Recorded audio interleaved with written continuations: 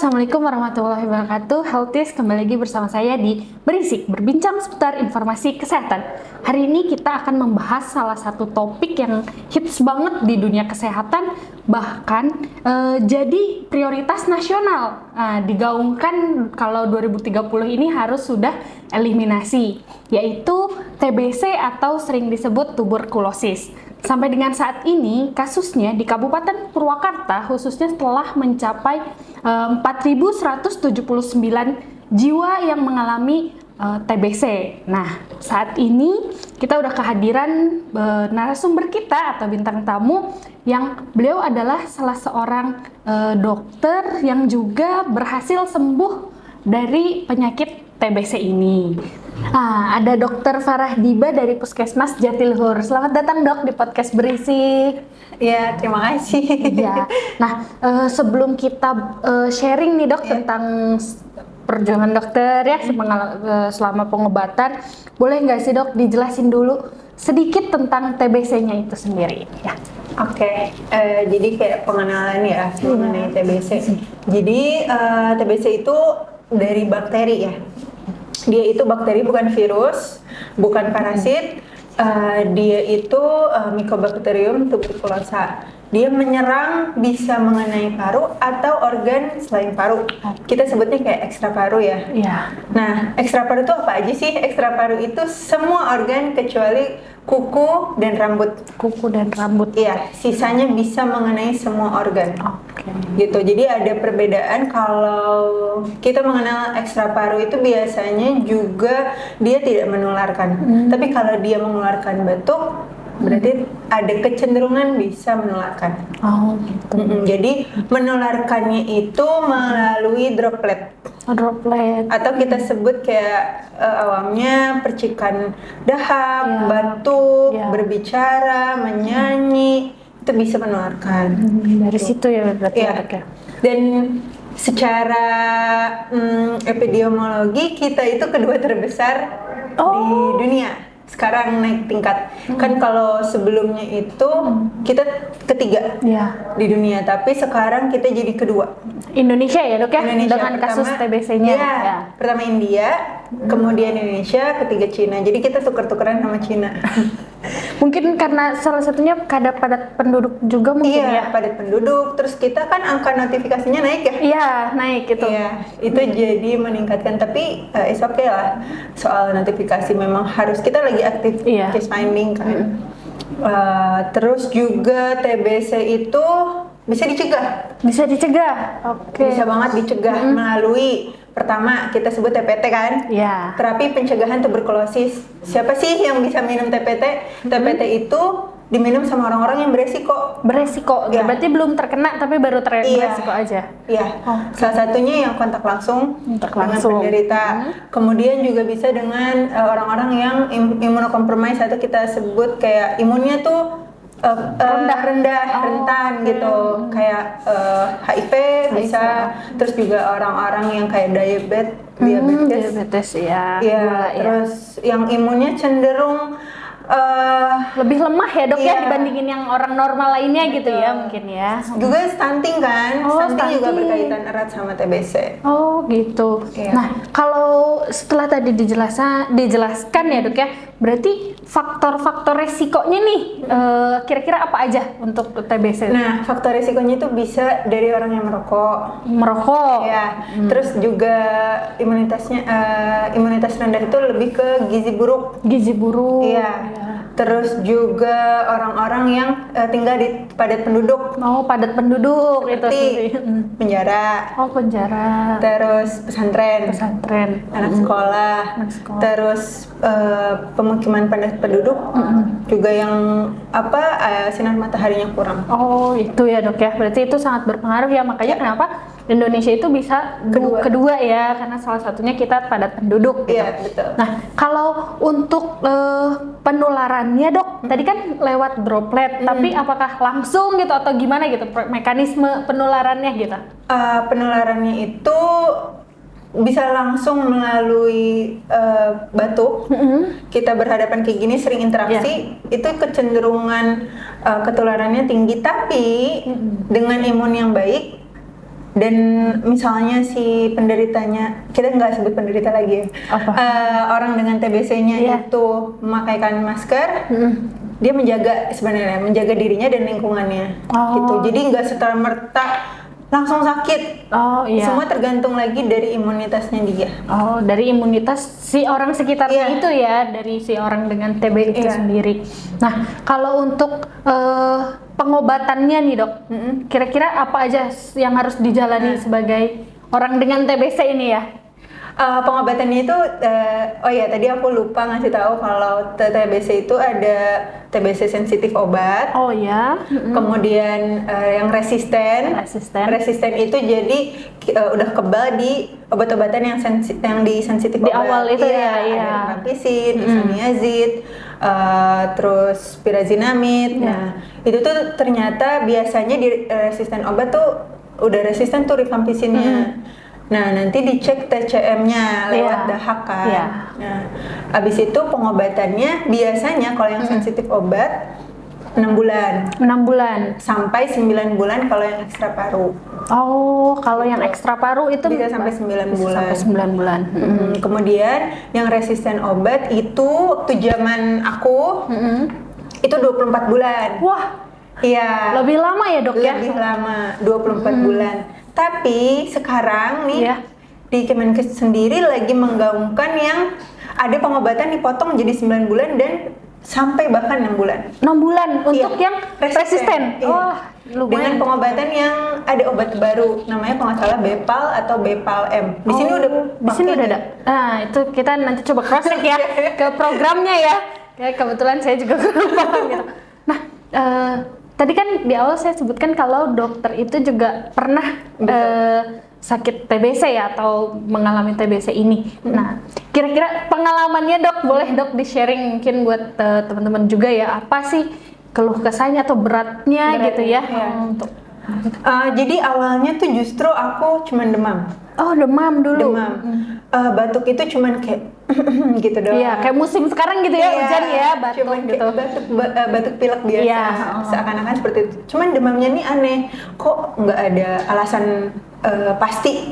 Kenapa sih demamnya hanya demam hampir sepanjang hari, nanti minum obat turun, nanti demam lagi. Oh. Nah, selama 1 minggu aku demam dengan keadaan tidak mau makan.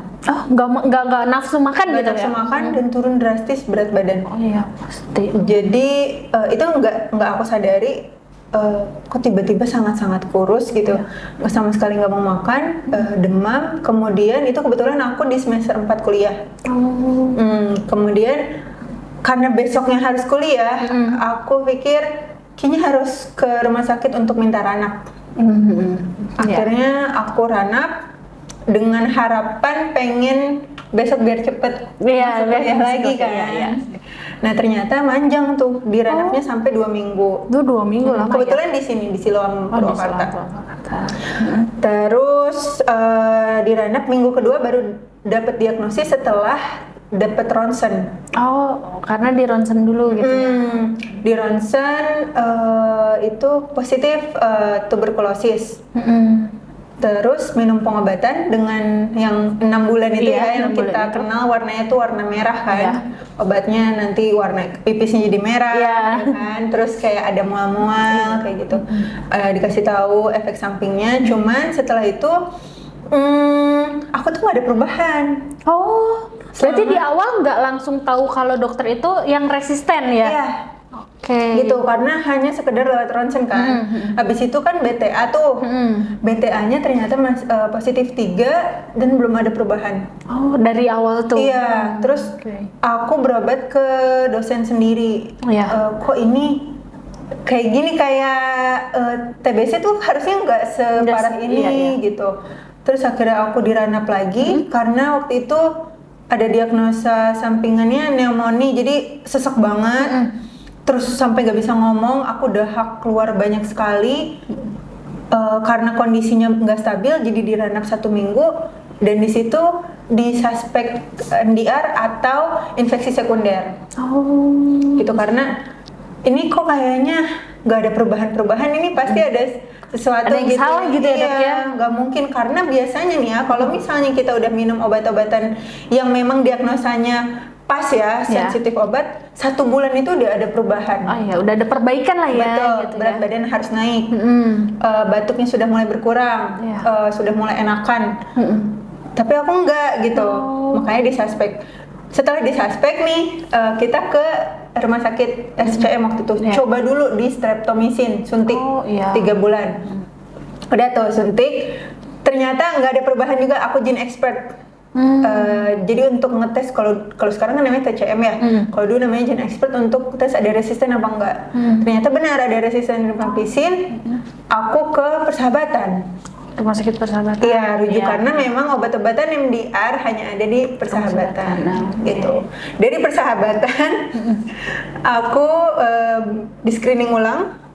Karena kita dari awal itu screening ulang dari awal. Semua, karena ternyata minum obat MDR itu punya efek samping yang lebih-lebih daripada yang biasa SO. Iya, bisa sampai halusinasi. Wah, obat-obatannya banyak banget. Kan kalau yang SO tuh rata-rata 3 butir ya.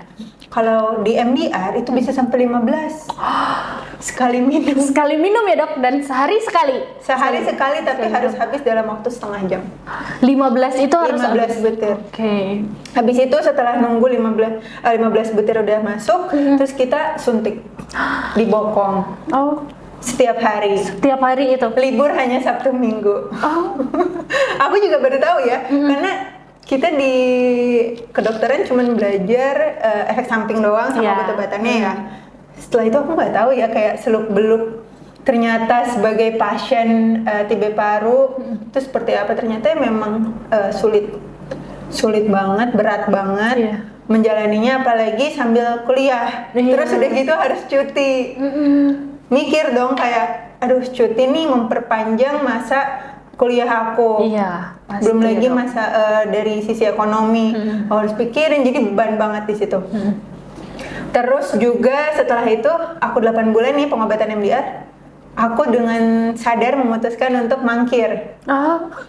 Dengan sadar diri sendiri gitu. Sadar, aku melakukan perhitungan yang benar-benar memutuskan dengan ini banyak pertimbangan ya dok ya.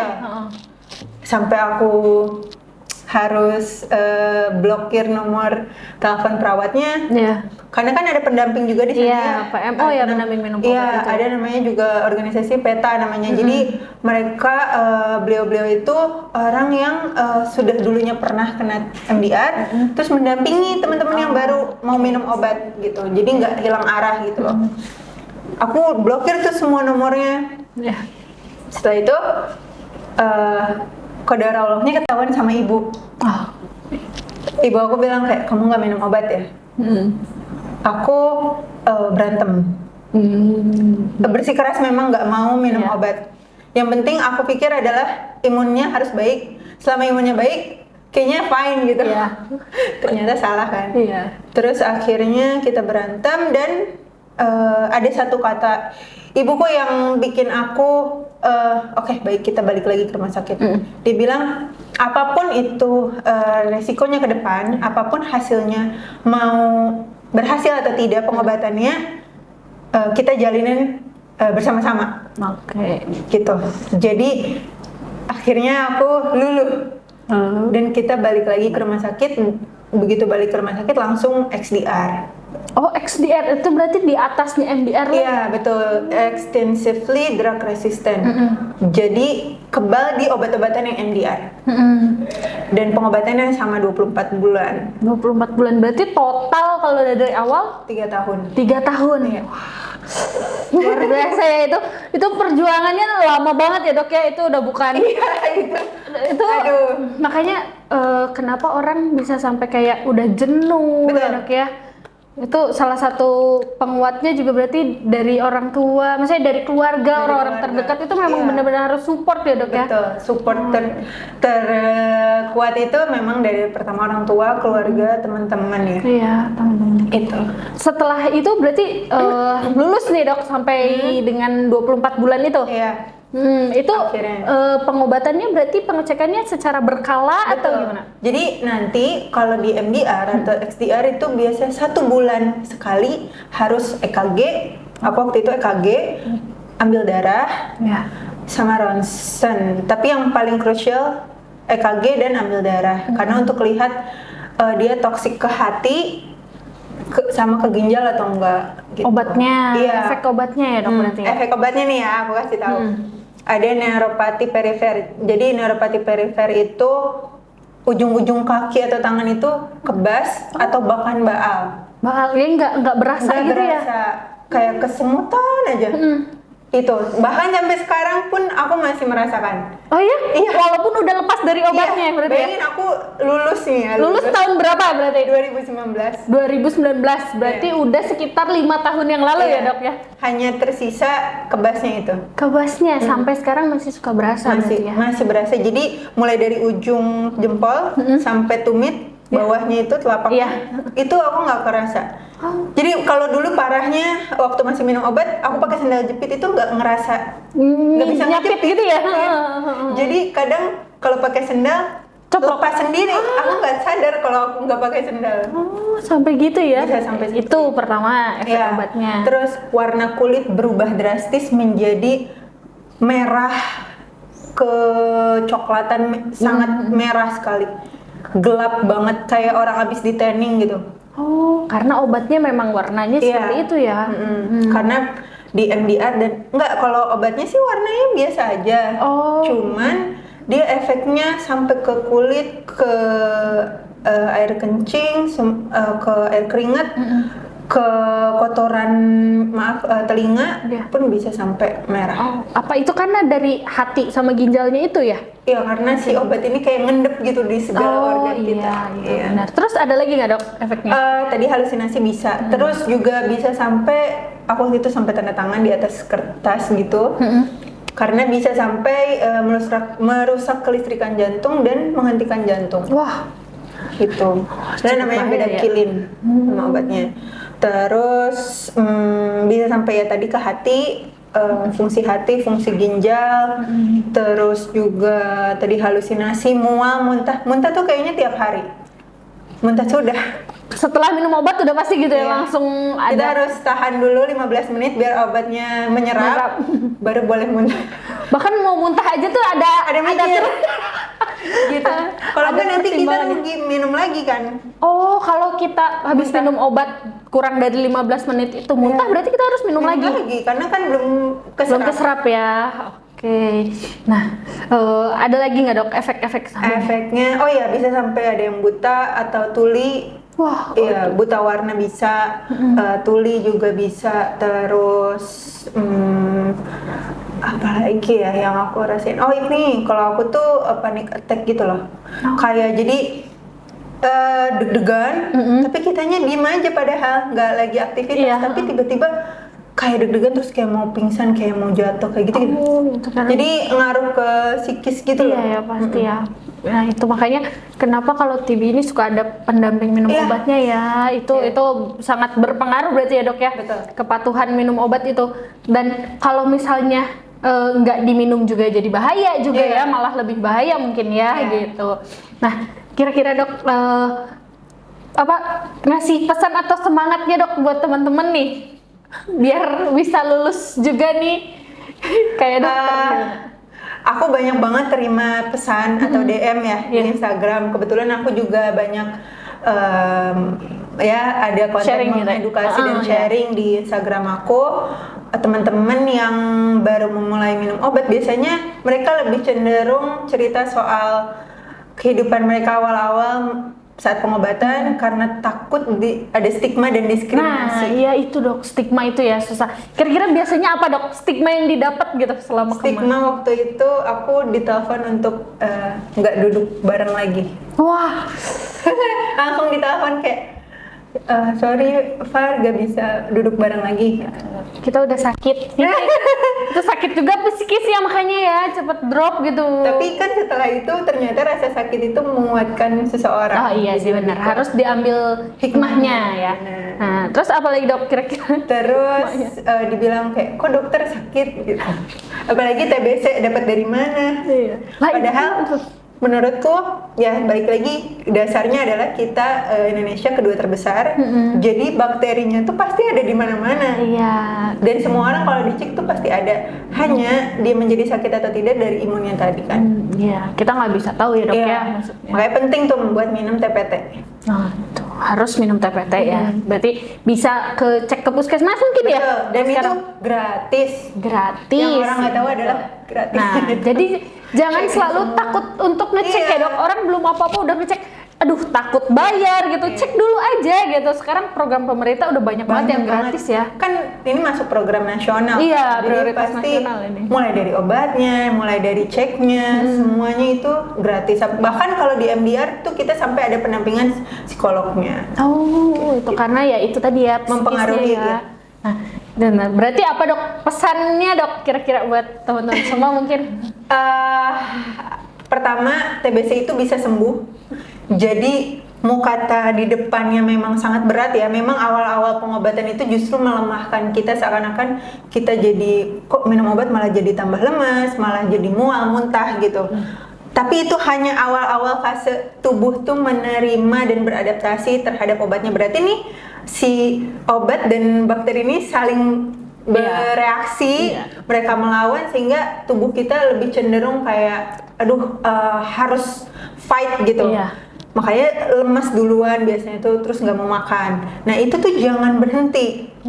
Jangan karena minum obat malah jadi tambah parah gitu. Iya. Itu awal-awal aja. Setelah itu insya Allah tuh tubuh tuh beradaptasi, kita justru jadi lebih kuat. Di situ naik berat badan, di situ kita bisa beraktivitas lagi, bisa kembali kerja, bisa melakukan sesuatu lagi sesuka hati kita gitu. Jadi sabar. Sabarnya nggak hanya kita sebagai yang minum obat, tapi pendampingnya harus ekstra sabar. Ya harus lebih sabar Iya, lagi ya, Dok. karena yang berjuang menurutku nggak hanya yang minum obat, tapi pendamping minum obat itu sangat penting supportnya, dan dia harus lebih tough dan lebih semangat untuk selalu mengingatkan yang sakit gitu. Iya, itu. Terus kedua, kalau misalnya merasa sendiri, ayo cerita ke aku bisa. Boleh. Aku bisa, insya Allah bisa menampung.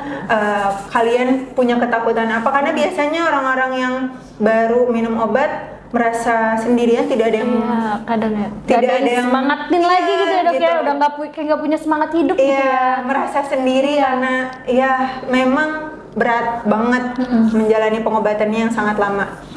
Jadi bisa cari teman-teman survivor yang lain juga, mereka juga ceritanya hebat-hebat. Ada yang aku kenal, ada Mbak Ani dari Rekat di Surabaya, ada Kaparan dari Peta, Pop TV di Jakarta. Ada banyak banget teman-teman lain yang sudah berhasil gitu. Coba kita lihat gimana perjuangannya.